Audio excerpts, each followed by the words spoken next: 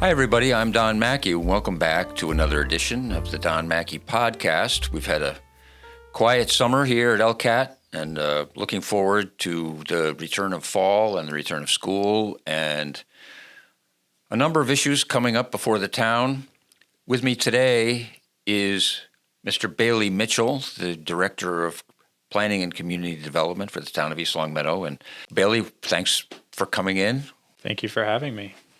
The Planning and Community Development Department, how long have you been here?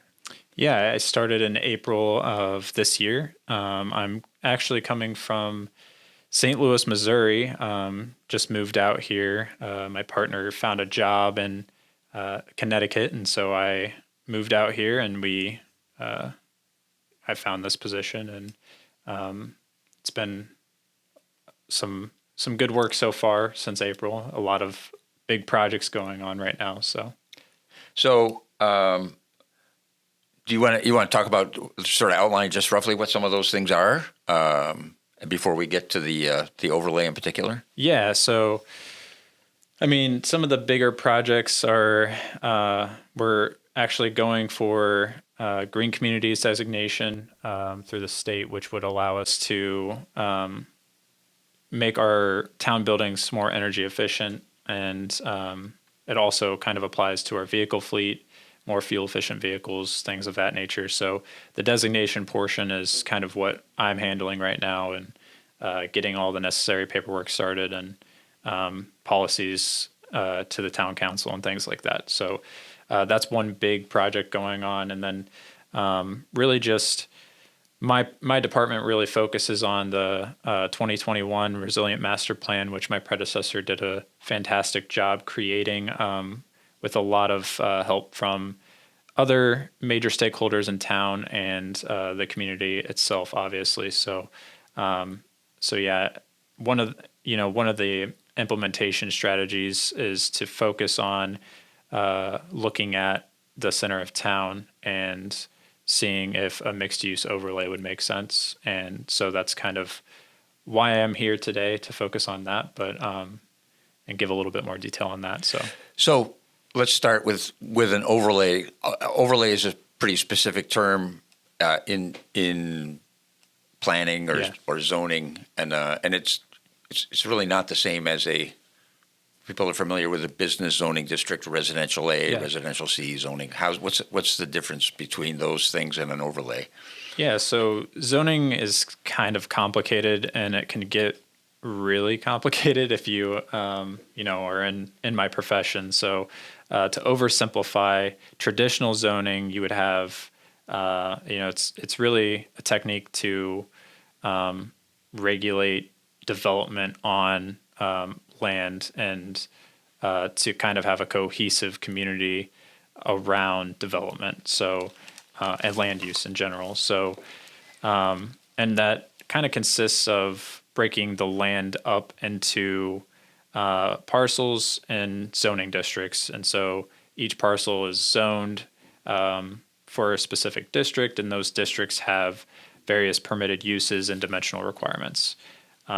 So an overlay district is a zoning district that is superimposed over one or more existing districts in order to kind of impose additional restrictions, permitted or additional permitted uses, or implement density bonuses and things like that.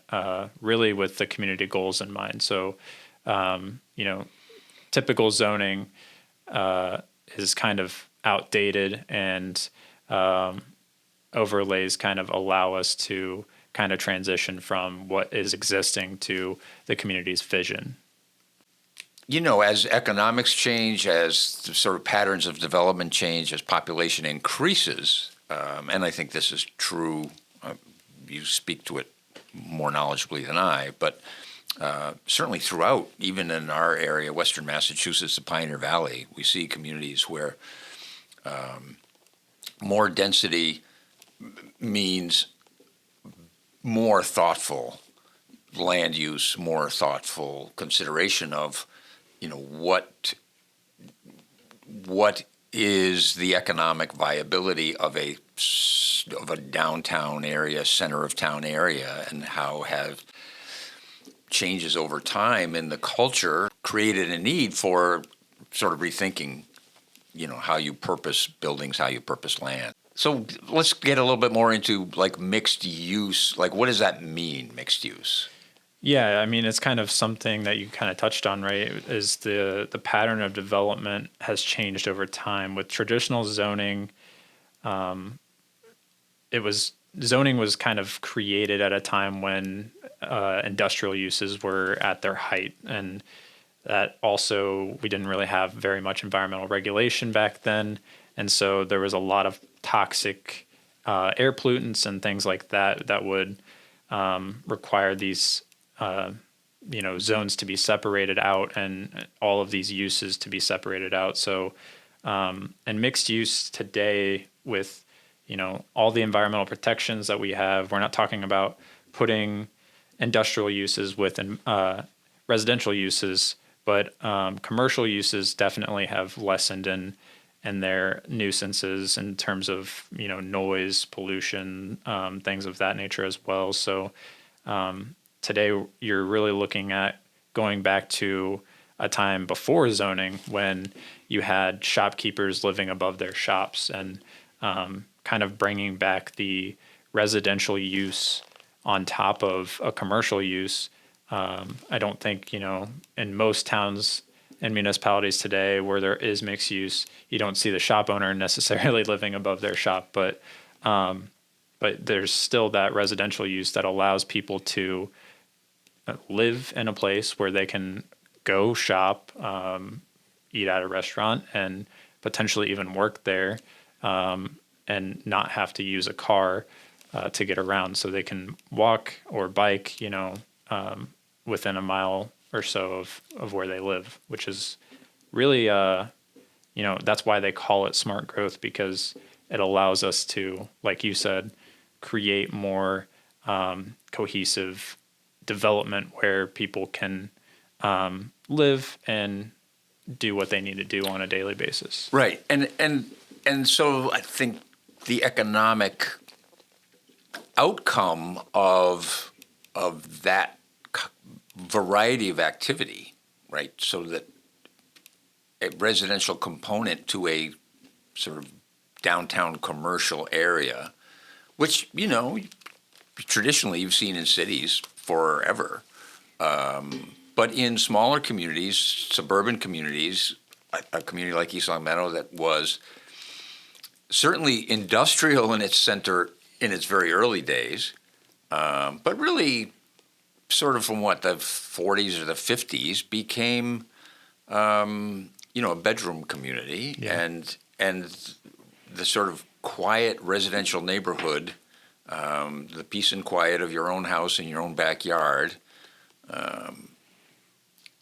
The mitigation strategy for the nuisances of commerce and business and industry were you just physically separate those things and wall them off from each other. And that's I think people are looking for a way to reintegrate some of those things. There are many benefits to that, I think, and some of those benefits are certainly economic. I mean, when you think of the stratification that occurs with, a business zone that occupies a significant portion of the center of your community, where your cultural institutions are, where your civic institutions are, that is only functional between 8 and 5. Yeah. Yeah. Talk about some of the other benefits, because you're the one who's here to talk, not me. Yeah. So it's kind of, again, you're hitting some of the points already. I mean, the economic benefits, I think, kind of speak for themselves in some ways. And like you said, our businesses are kind of only active between 8 and 5. But if people live there in the center of town, they'd be able to really utilize that space all hours of the day, and even create some nightlife. I wouldn't say it's like going to be a bustling city by any means, but yeah, the major benefits and the goals of the zoning would be to really revitalize the vacant and blighted properties that we see in the center of town. Also improving walkability and other modes of transportation besides getting around in a car, which would also decrease, those vehicular uses, the traffic, and also really kind of going back to your increasing the density in some places in town would really preserve some of the green space in the periphery of town. And also it would give us an opportunity to, improve the other spaces, green spaces that we have in town as well by putting some green space requirements in the zoning code as well. And then, another thing is really just increasing the affordability of housing by providing other options outside of a single family home that's a couple thousand square feet that some people can't afford. So Correct. Right. You spoke the other night at the planning board meeting and presented a map, but just sort of maybe just a rough description of where, as of the moment, you're thinking that boundary of that overlay would be. Yeah, the boundary is, and the rest of the zoning code itself is just really in the initial discussion phase right now, and that's kind of why I wanted to do something like this so people can kind of hear about it, get some of the facts, and we'll give an opportunity for public input at some point, and I'll kind of get into that later. But the boundaries themselves would really be focusing on Maple Street and Shaker Road, kind of around the Rotary, nothing north of the Rotary, and then nothing south of Chestnut. Doesn't really go all the way down to Chestnut Street, but kind of the Shaker Bowl area. And that's kind of really where it would be. We kind of talked about,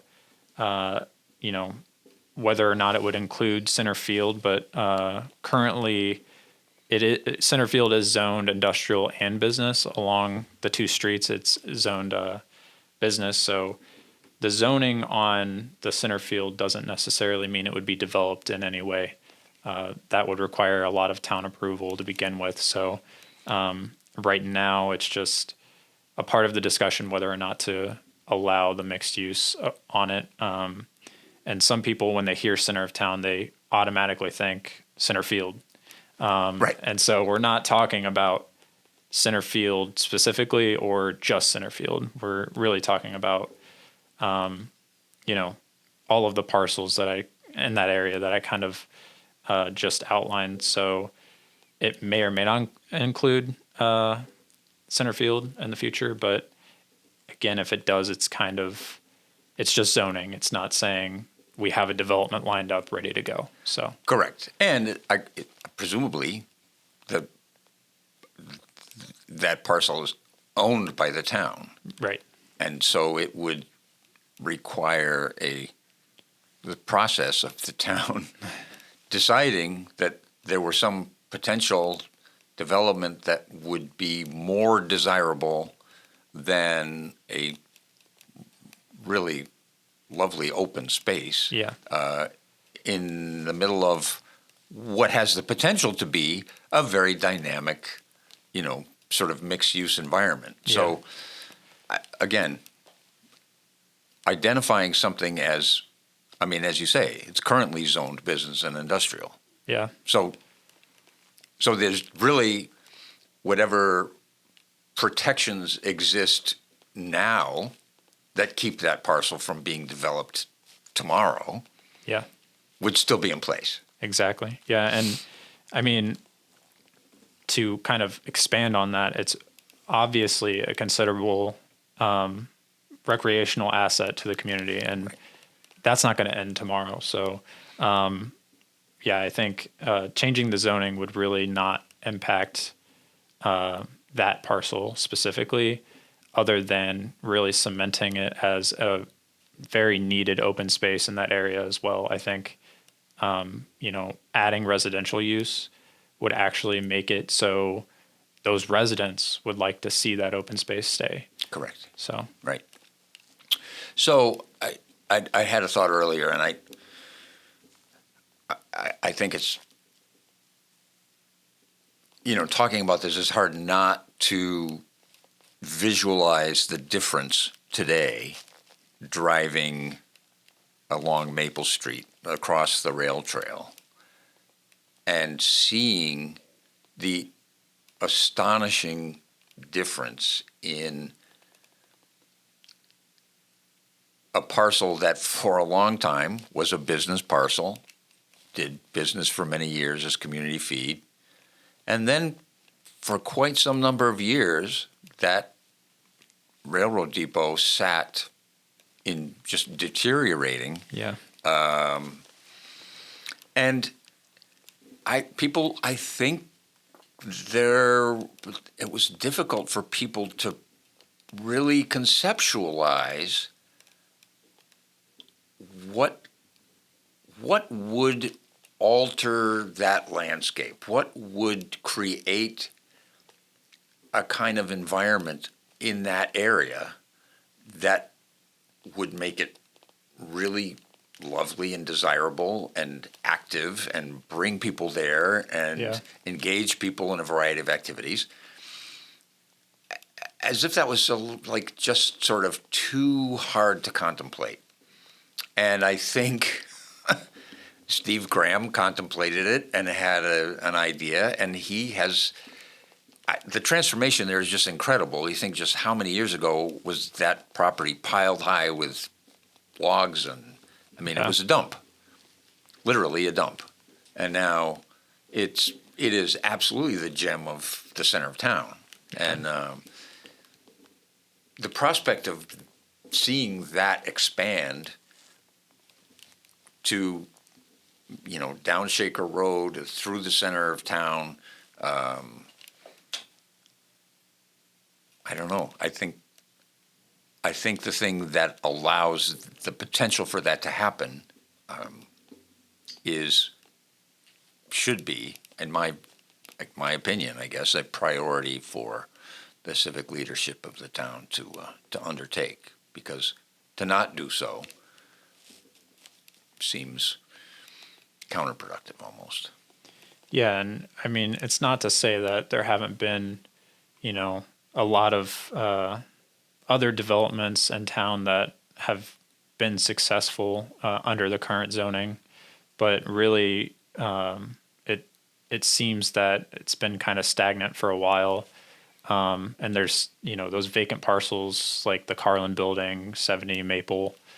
They're not going away under the current zoning. They're going to stay there the way they are. Or right now it's zoned industrial. It could be things like those properties could be, a less productive economically, less productive use, such as a self-storage facility, which no one wants to see that kind of use in downtown, or in the center of town in general.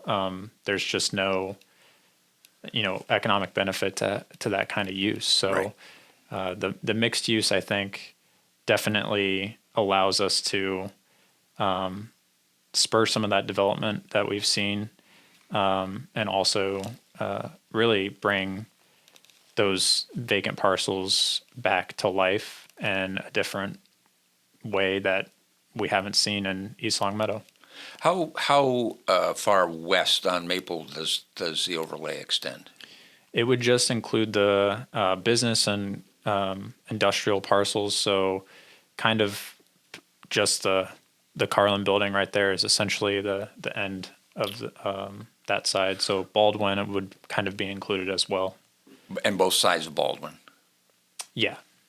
But none of the residential over there would be included in the overlay itself. Okay. Do you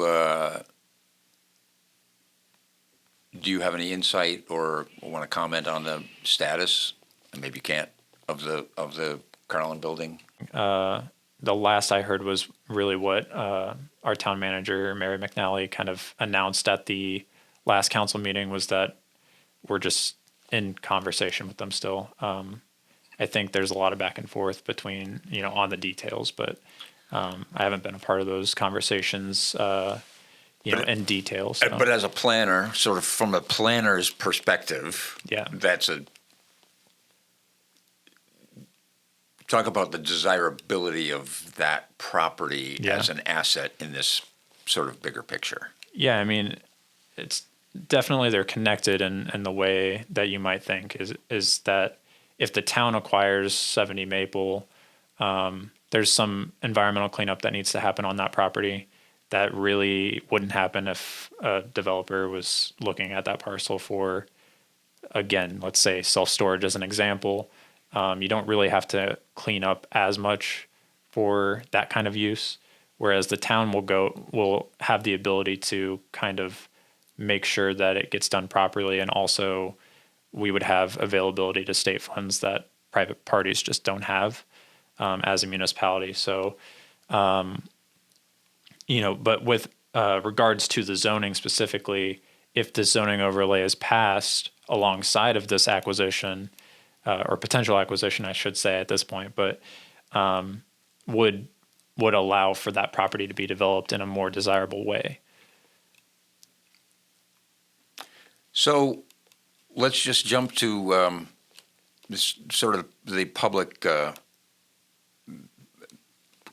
aspect of people wanting to find out more or, give, I guess, some feedback to you. Yeah. Let's talk about the ways that you contemplate or have been doing that and contemplate doing that, and what that will look like, and maybe what just the sort of idea of the time frame here that we're talking about. Yeah. So to start, I'll just say kind of what we have been doing. My department kind of came out with a new online survey. We wanted to start looking for different ways for people to kind of voice their opinions on things, specifically related to the master plan implementation. Part of that is, we started that with one survey. I called it the 2022 Community Development Survey. We got the results on that. That's all on the town website, so people can see the results there now. But I do also kind of want to, in the future, do more of those surveys online. So, but that's kind of off of the topic of the center town mixed use. We've probably already done all of the survey work on that so far. So just look for those in general. It's on the website right now. So we might have more surveys coming up. But in terms of this specifically, though, we do have all the planning board meetings that we've discussed this at so far have been open to the public. They have been recorded as well. So they're on LCAT right now, so you can go watch those, kind of get brushed up on the details, see what's been going on. And in the future, we're kind of looking at doing a public workshop where people can come in, I'll have a short presentation where we'll kind of go over the basics, kind of what we talked about today, a little bit more maybe, and then have a opportunity for people to walk around, get some more details on the overlay itself, and kind of take a live survey there, and then ask any questions of me. And I'm planning on having the planning board there, potentially town council members, conservation commission. We're looking to do, it's going to be kind of a joint workshop, hopefully, for the overlay and another conservation type project that we're working with a third party on. So that's going to be probably in the beginning of October. I'm looking at, I think it's October 12th, but the second Wednesday, which is typically a conservation meeting, we'll probably have it on that date.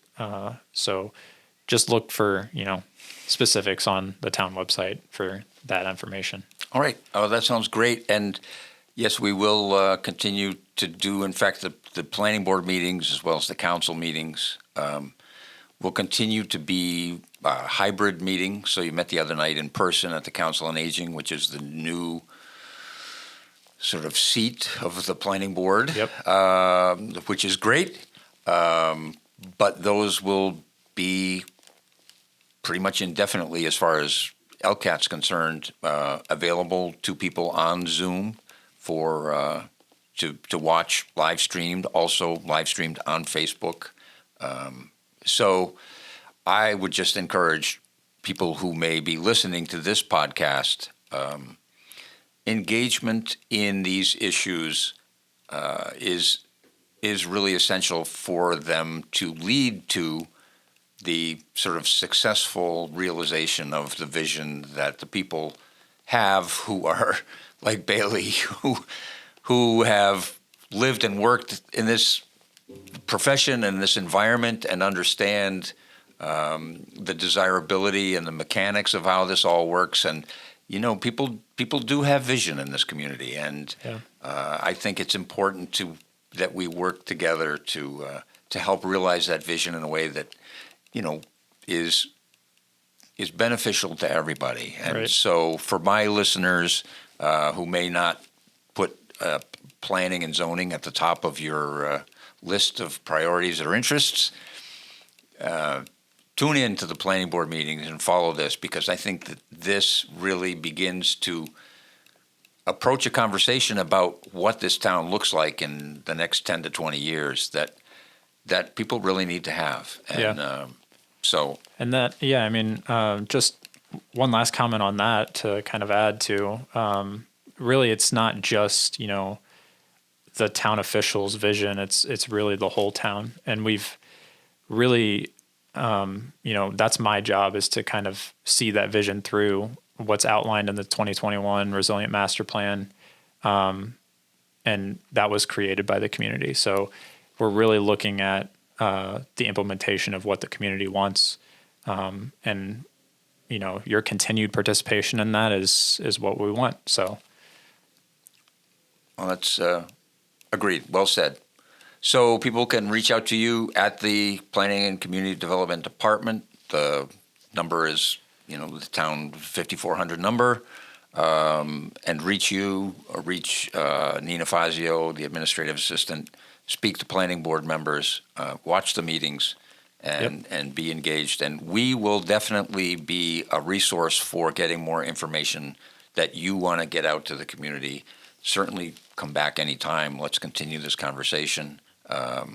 We'll post and advertise the dates and place of that public workshop, and anything else that you send my way. We'll get it out there. Awesome. I appreciate it, Don. It's been great. Thanks for coming. And really, I look forward to continuing this, and let's do it regularly. Absolutely. Bailey Mitchell, Director of Planning and Community Development for the town of East Longmeadow. Thanks for tuning in to today's podcast. I think the pace will pick up here a little bit as we head into September, so stay tuned, and I hope we have lots of interesting stuff coming your way. That's it for today. See you next time.